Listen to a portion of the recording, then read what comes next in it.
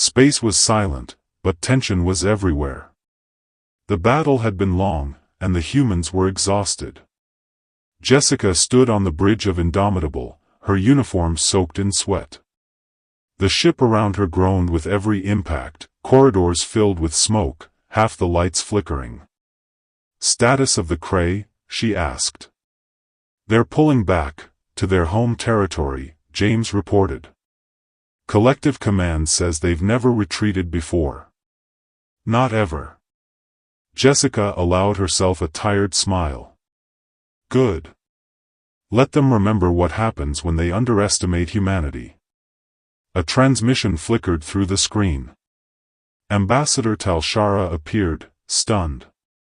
"Admiral Torres, the Collective Council wants to know, how did you do it?" Jessica wiped her brow. "We won because our ships are old. Because each one is different. Because the Cray couldn't predict what we'd do next. They expect perfection, we gave them chaos."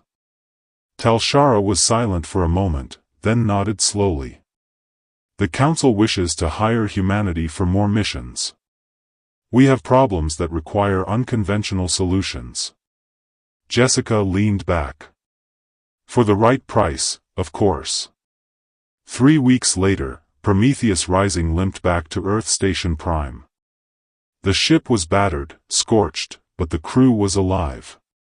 Sarah stood on the observation deck, watching the surviving fleet return. Marcus joined her, arm in a sling. "We lost good people out there," he said quietly. "I know," Sarah replied. "But we proved something. Humanity belongs here, not as students, not as junior partners. As equals." The stars stretched above, Earth turning slowly below. Humanity had taken its first step as a true galactic power. 10 years had passed since that first alien ship had crashed in Nevada, changing everything. The transformation had been remarkable. Earth was no longer just a single-planet species. Humanity now commanded respect across over 100 star systems. Sarah Chen, now 60, watched the traffic at Earth Station Prime. Ships of all shapes and sizes, some human, some alien, came and went. 10 years ago, we didn't know if we could make that wreck fly, Sarah said to Marcus. Now we're building ships for half the collective. Teaching others how to build them. Marcus pointed to a group of Roth engineers working with human technicians. That's the real change. We're showing others how to think differently. The station had become more than a shipyard. It was a university, a research center, a cultural exchange hub. Alien species came to learn adaptive integration, making incompatible technologies work together. The Cray delegation arrived in an hour, insectoid and unsettling, yet respectful. Sarah remembered the war with the Cray. 3 years ago, they had thought humans were weak. Now, they came to learn. Humanity had introduced chaos where there was order, unpredictability where there was certainty. For a hive mind, productive conflict was revolutionary.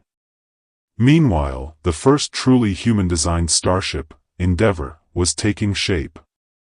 Unlike Prometheus Rising, it was built from scratch using knowledge from humanity's decade of experience. Quantum engines, advanced composite hulls, human-designed rail guns, and alien tech adapted with human fail-safes, it was the perfect blend. Sarah walked its corridors with her niece, Chun-Li, the ship's captain.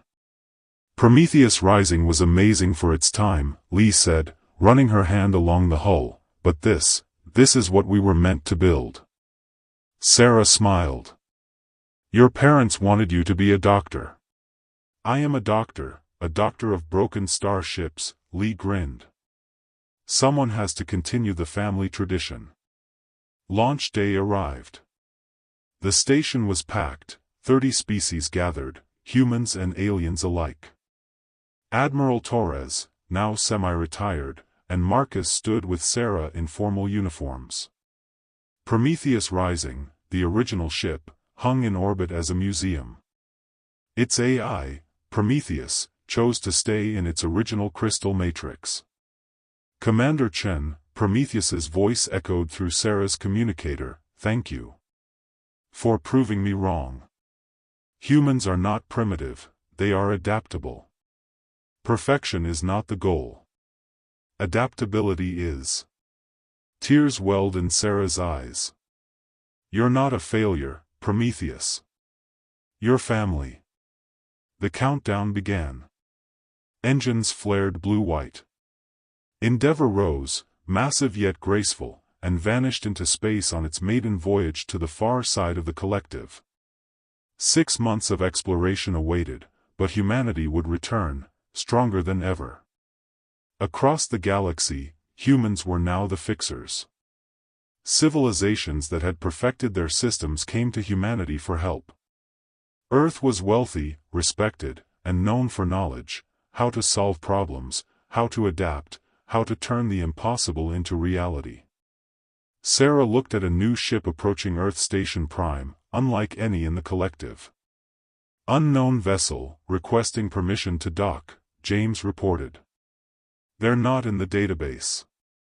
"First contact," Sarah said, excitement rising. "Grant them permission.